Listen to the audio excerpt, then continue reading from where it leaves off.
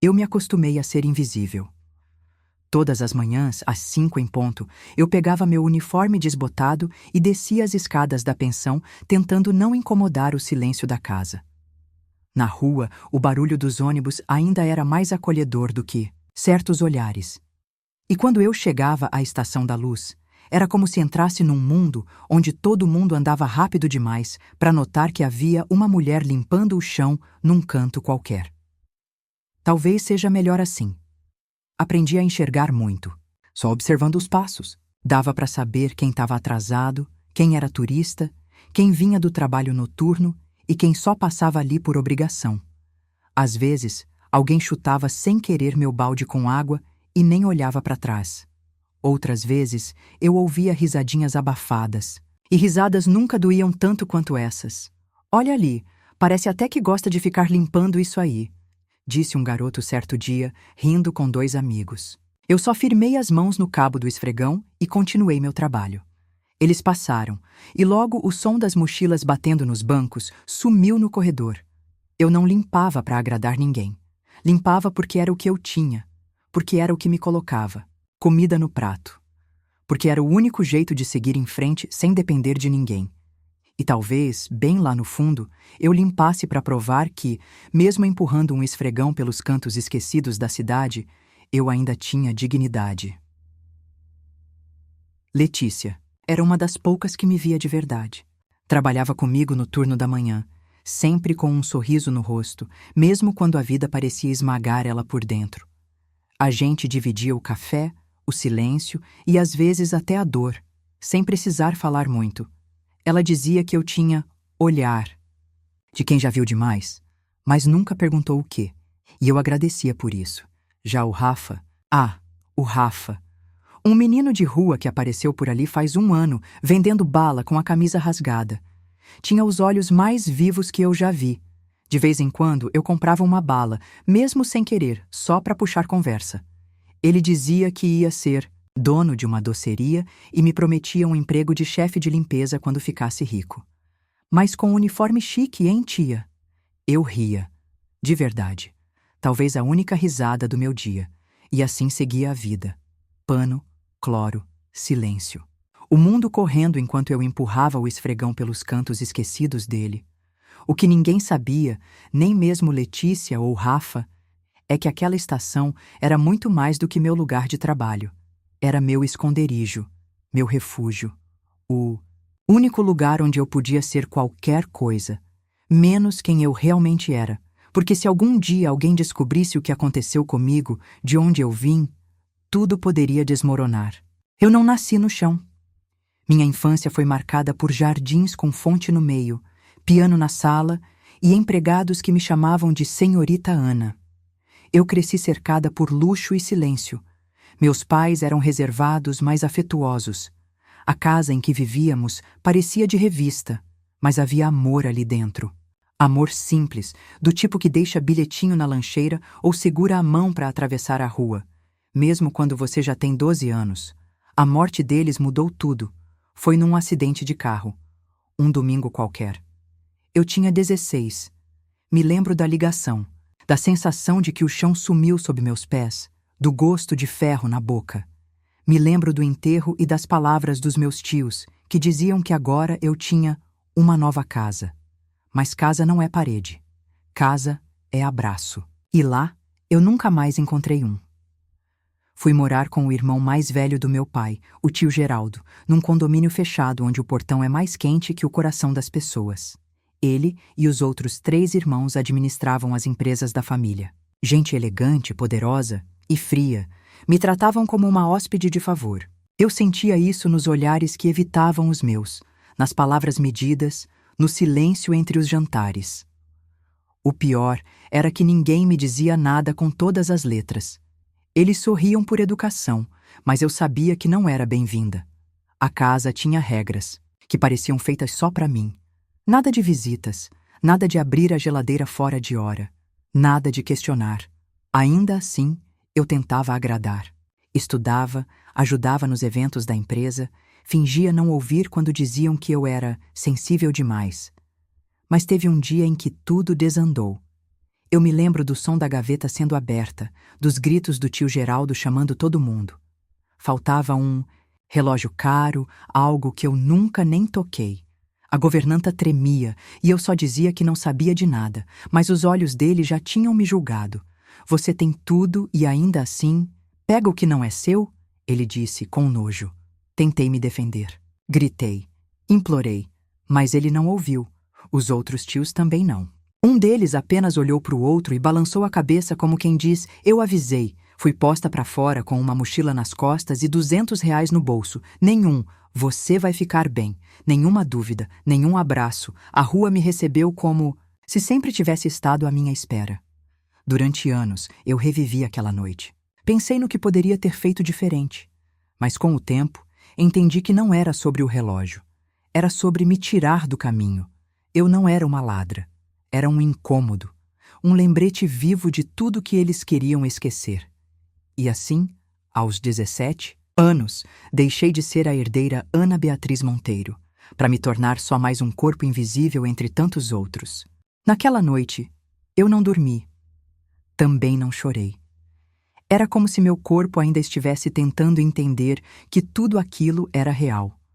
O portão da mansão havia se fechado atrás de mim, e eu estava na calçada, com uma mochila que mal pesava diante da dor que carregava. A rua não tinha nenhum luxo, nem colchão, nem alma. Era crua. E pela primeira vez, eu vi a cidade com outros olhos. Andei sem rumo. Entrei em uma lanchonete qualquer, pedi um copo d'água. O atendente me olhou de cima a baixo, como quem avalia perigo. Saí de cabeça baixa. Me sentei num banco da praça, abracei os joelhos e fiquei ali até o céu começar a clarear. Quando o dia nasceu, eu ainda era eu. Só que mais vazia, usei. O dinheiro para pagar 2 dias numa pensão pequena, em um bairro longe de tudo que eu conhecia. O quarto cheirava a mofo e a cama rangia, mas eu agradeci, de verdade. Porque ali ninguém me julgava, ninguém sabia quem eu era. Eu podia ser só mais uma menina tentando sobreviver.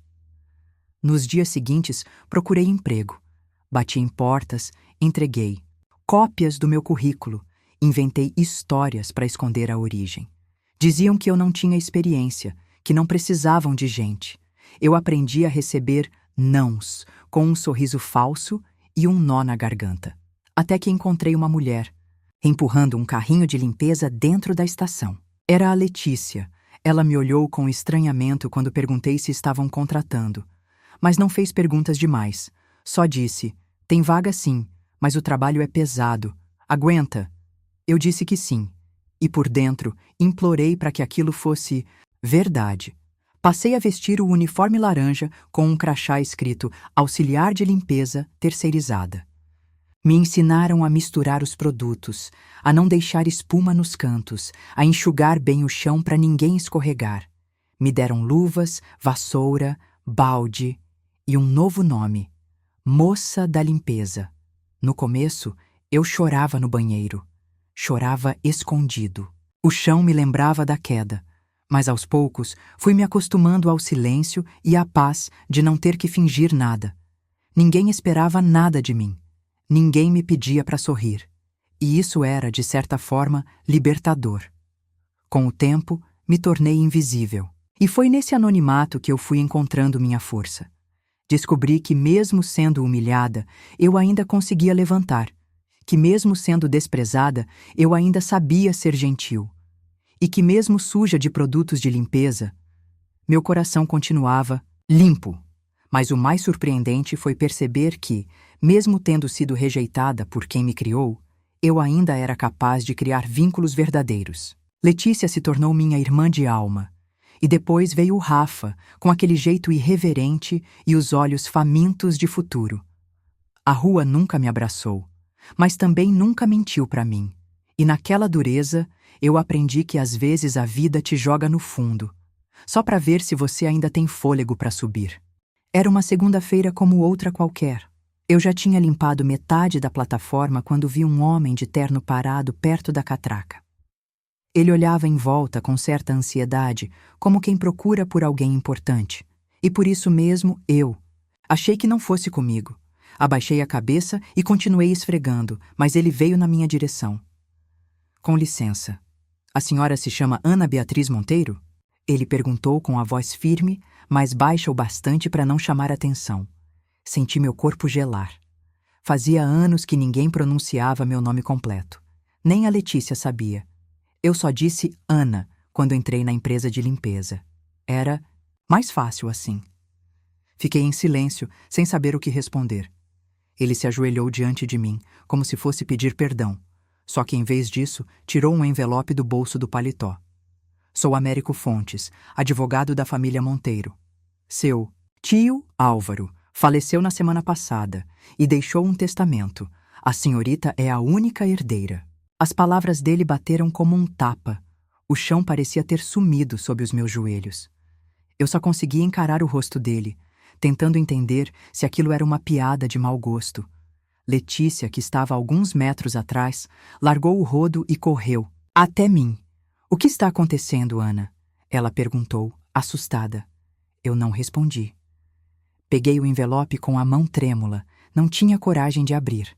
Minha cabeça girava como se o passado inteiro tivesse voltado num segundo. Aquela parte de mim que eu enterrei anos atrás, de repente estava ali, escancarada, sendo chamada de volta. Olhei para o Américo. Por que agora? Por que ele deixou algo para mim? Perguntei, tentando conter a náusea. Ele hesitou. Seu tio deixou instruções muito claras. Procuramos você durante anos, contratamos detetives. Mas você sumiu. Ele se arrependeu de tudo e queria corrigir o que foi feito. Arrependimento? Depois de tudo? Depois de me ver jogada na rua como um cachorro? Soltei uma risada amarga e me levantei com dificuldade. Letícia me segurou pelo braço, tentando entender se eu ia desmaiar ou sair correndo.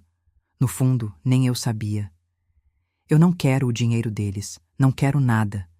Diz pra ele que eu tô bem. Américo respirou fundo. Ele já morreu, senhorita. Ana. Agora, cabe à senhora decidir se quer saber a verdade. Aquela frase me desmontou. A verdade. O que era a verdade, afinal? A que me expulsaram? Ou a que me escondem até hoje? Levei o envelope comigo, mas não abri. Passei o resto do dia, em silêncio, com o corpo trabalhando no automático. As palavras do advogado se repetiam dentro de mim. Herança, tio, testamento, verdade. Um turbilhão que eu não conseguia conter. Naquela noite, Letícia me abraçou. Não perguntou nada. Só disse, seja o que for, você não tá sozinha. E ali, no quartinho apertado da pensão, com o envelope ainda fechado sobre a cama, eu percebi que o passado tinha batido à minha porta. E pela primeira vez em muito tempo, eu não sabia se queria atender. Esperei 2 dias para abrir o envelope. Ele ficou ali, no canto da estante velha do meu quarto, como se me observasse. Toda vez que eu esticava a mão, sentia meu coração disparar. Não era o medo da herança, era o medo do que aquilo podia reabrir. Era como arrancar a casca de uma ferida que eu levei anos para cicatrizar. Mas na terceira madrugada sem dormir, acendi a luz fraca do abajur e rasguei o papel. Dentro, havia uma carta escrita à mão. O reconhecimento da letra foi instantâneo. Álvaro. O mais velho dos meus tios. O único que, em silêncio, às vezes me deixava um prato feito na porta do quarto quando eu passava o dia sem comer. Aquele que sempre me pareceu mais humano, mesmo sem nunca dizer. Na carta, ele pedia desculpas, dizia que sabia da injustiça, que sentia vergonha pelo que todos fizeram comigo e que, antes de morrer, decidiu deixar tudo em meu nome. A mansão, a parte dele na empresa, as ações, os bens, tudo. Mas não era pelo dinheiro, ele dizia. Era por justiça. Eu reli várias vezes e chorei. Chorei com raiva, com alívio, com medo. Pela primeira vez em anos, eu permiti sentir tudo de uma vez. 2 dias depois, Américo me encontrou na saída da estação. Aceitei ir com ele. Chegamos ao centro da cidade, num prédio alto de vidro espelhado. Era o tipo de lugar que, anos antes, eu teria evitado por vergonha. Agora, Eu só me sentia deslocada. O elevador era silencioso demais. Me olhei no espelho e mal reconheci o que vi.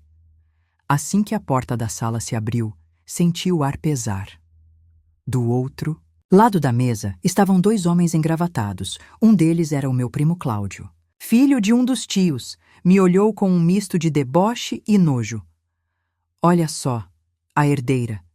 Deve ter sido difícil sair da sarjeta para vir até aqui. Não respondi. Não me dei esse prazer. Mas por dentro, minhas mãos suavam e minhas pernas quase cederam. Américo me deu um caderno de documentos. Era oficial. Tudo legalizado. Álvaro havia preparado aquilo com detalhes. Tinha até gravações em vídeo, registrando o desejo dele. Ela é a única com dignidade nesta família, dizia, em um trecho. Cláudio riu. Isso é um circo. Ninguém vai deixar essa faxineira tomar o que é nosso. Eu só respirei fundo. Fechei os olhos por um segundo e me vi com 17 anos, sendo expulsa com a mochila nas costas. A voz dele me lembrava aquela noite.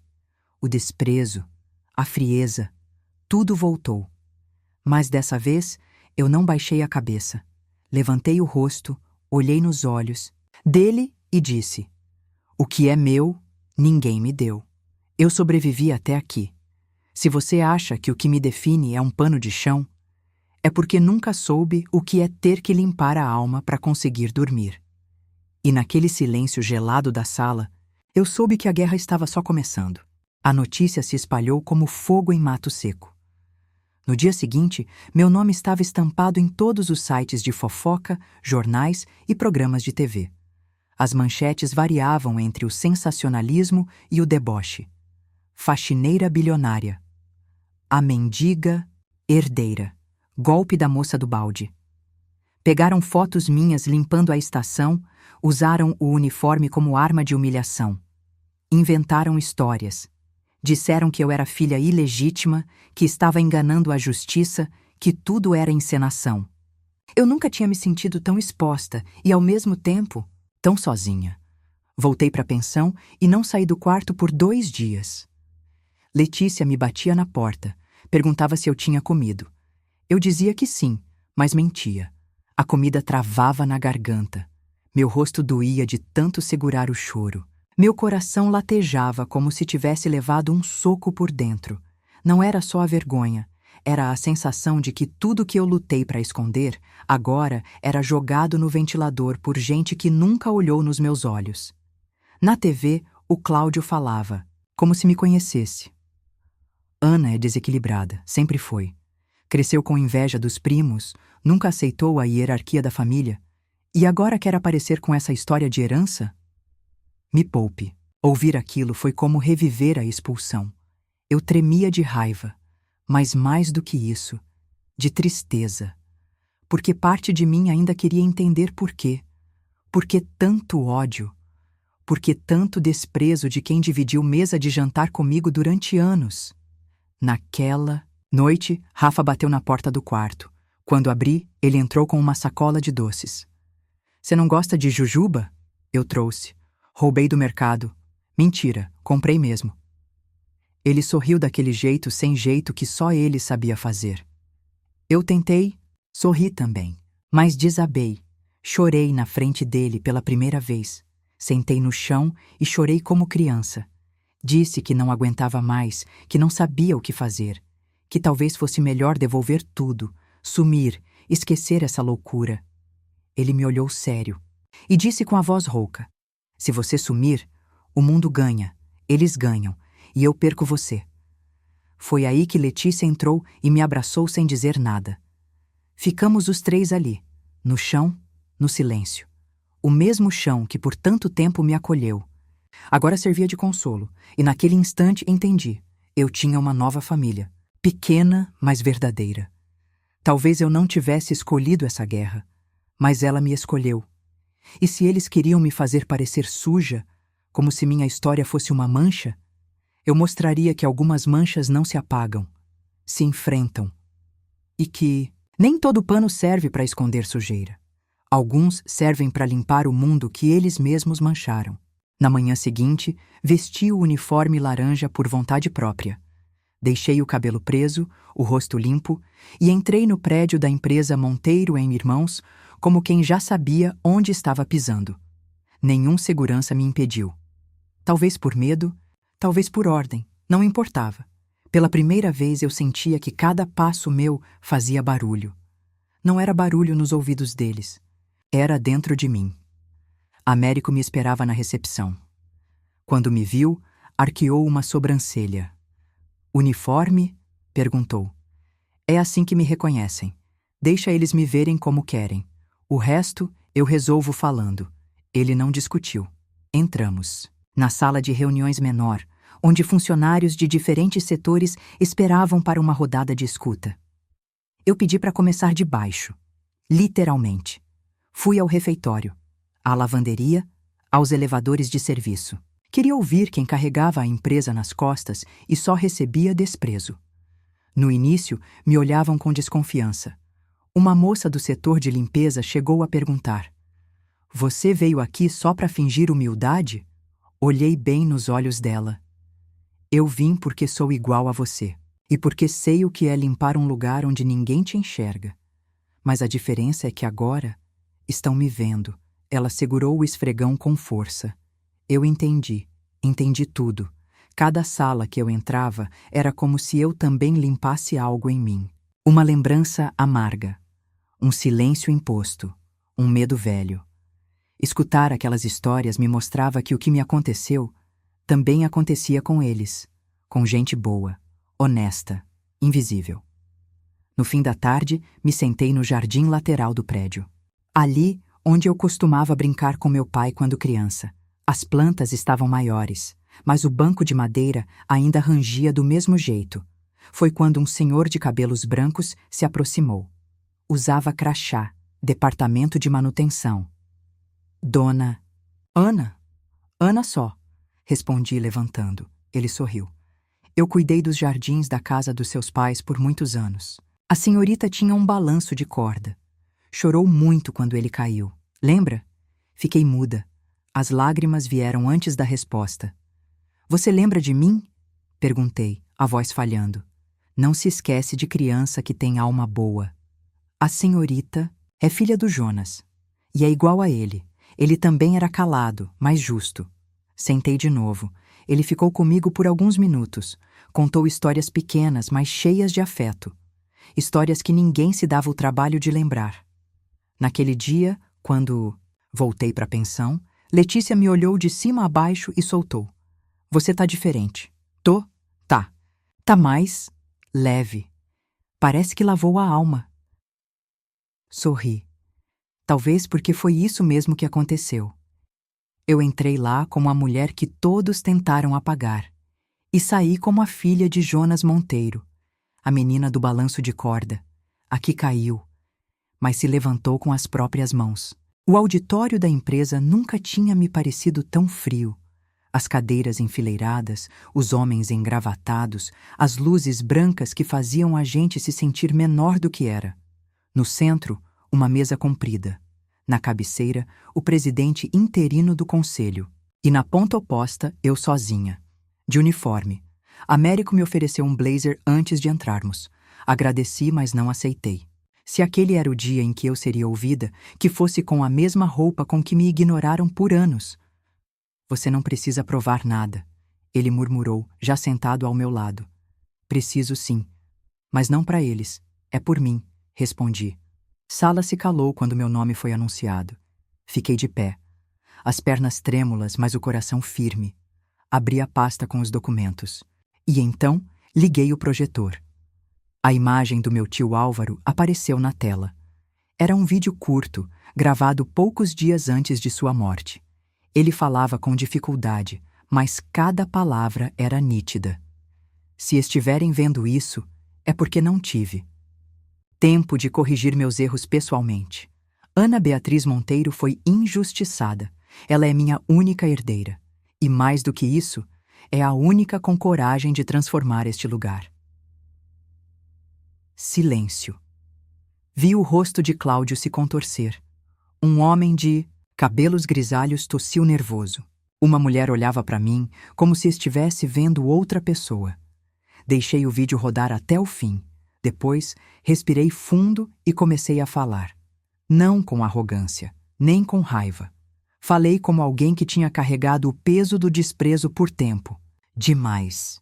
Eu não vim aqui para pedir desculpa por ter sobrevivido, nem para convencer ninguém a gostar de mim.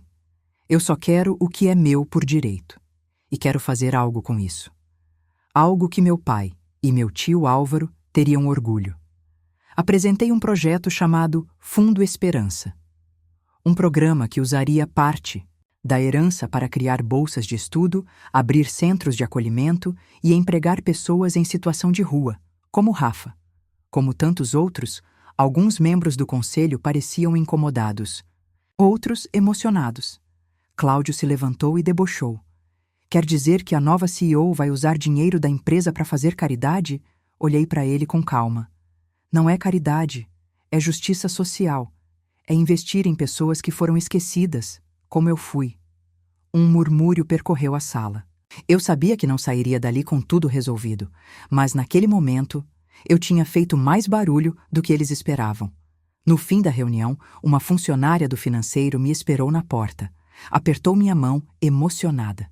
Obrigada por falar o que ninguém tem coragem. Saí do prédio com o sol batendo no rosto. As câmeras lá fora me aguardavam. Os repórteres gritavam perguntas. Eu não respondi nenhuma. Porque ali, naquele instante, eu não precisava dizer mais nada. O mundo finalmente estava me ouvindo, e eu sabia. A semente que eles tentaram enterrar estava começando a florescer. Os dias seguintes foram um turbilhão. A decisão do conselho ainda não era final, mas a pressão popular foi maior do que qualquer reunião a portas fechadas. O vídeo do meu tio viralizou. As redes sociais, que antes riam de mim, agora se enchiam. De mensagens de apoio, de gente contando histórias parecidas com a minha. Gente que também foi rejeitada, desacreditada, jogada para escanteio. E foi isso que me deu forças. Quando a ata final saiu, meu nome estava lá. Oficial, reconhecida como herdeira e acionista majoritária. Cláudio e os outros tentaram recorrer, mas não havia brecha. A vontade de Álvaro era clara. E pela primeira vez em anos, minha voz não podia mais ser silenciada. Mas eu sabia que poder não era escudo, era ferramenta. Minha primeira decisão foi devolver a sala na cobertura do prédio. Eu queria começar pelo chão, literalmente. Instalei minha mesa no setor de projetos sociais. Convidei Letícia para trabalhar comigo como coordenadora. Ela chorou quando recebeu o crachá. Nunca pensei que um dia meu nome ia estar numa sala dessas, ela disse. Rafa também veio, não como ajudante, mas como parte do projeto Jovens. Líderes, dei a ele uma bolsa de estudos integral, com uniforme, livros, transporte, tudo. Quando entreguei, ele tentou esconder o choro, mas não conseguiu, nem eu. Batizamos o programa de Monteiro de Verdade, porque ser Monteiro, para mim, nunca foi sobre dinheiro, foi sobre caráter, sobre reconstruir o que outros destruíram. Fui até o RH com uma lista de nomes. Ex-funcionários demitidos sem justificativa. Gente que foi deixada de lado por ter pouco estudo, por não se encaixar na cultura da empresa. Mandei chamar cada um, olhar nos olhos, pedir desculpa em nome de quem nunca pediu. A maioria aceitou voltar. Outros recusaram. E eu entendi. Algumas feridas demoram para cicatrizar. Outras nunca cicatrizam. No final daquela semana, parei diante da porta espelhada da antiga sala do meu tio Álvaro. Entrei devagar. O cheiro ainda era o mesmo. Madeira, couro e um leve perfume amadeirado. Caminhei até a mesa e vi, num canto da estante, uma foto empoeirada. Era eu. Pequena, sentada no colo dele, sorrindo. De verdade. Peguei a foto nas mãos. Sentei na cadeira. E ali, naquele silêncio que parecia me abraçar, falei baixinho. Eu consegui, tio. Mas do meu jeito. Não me tornei empresária para me vingar. Me tornei porque ninguém mais poderia fazer o que eu precisava ver feito. E porque, no fundo, eu ainda acreditava que podia mudar o lugar que quase me destruiu.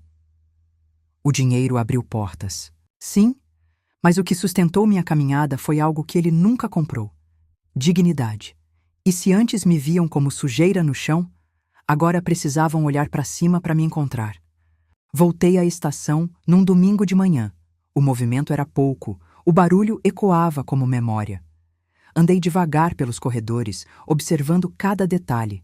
As paredes descascadas, o chão que eu conhecia como a palma da mão, a luz que entrava pelas frestas do teto como quem pedia licença. Tudo ainda estava ali, inclusive o pano de chão, o mesmo modelo que eu usava anos atrás. Senti um aperto no peito. Me aproximei do armário de materiais e pedi discretamente para usar por um instante. O rapaz, sem me reconhecer, cedeu. Peguei o balde, mergulhei o pano e voltei para a plataforma. Ajoelhei no chão. Comecei a esfregar como antes. Um movimento automático, íntimo. Não era sobre sujeira. Era sobre reconexão. Enquanto limpava, ouvi passos.